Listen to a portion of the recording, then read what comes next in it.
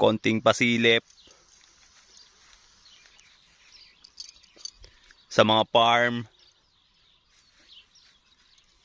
Ganyan kalawak oh.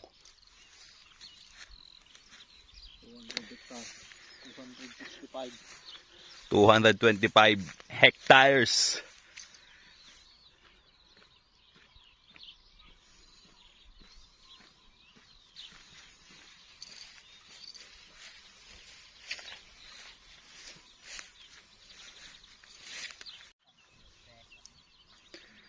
Yung mga bakang yan ay mga 2 linggo pa lang daw.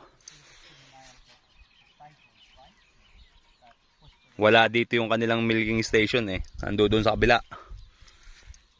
Diyan. Diretso pa dyan.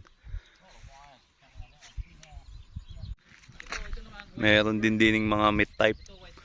Dadalhin sa China. Hinihintay na lang makuha din eh.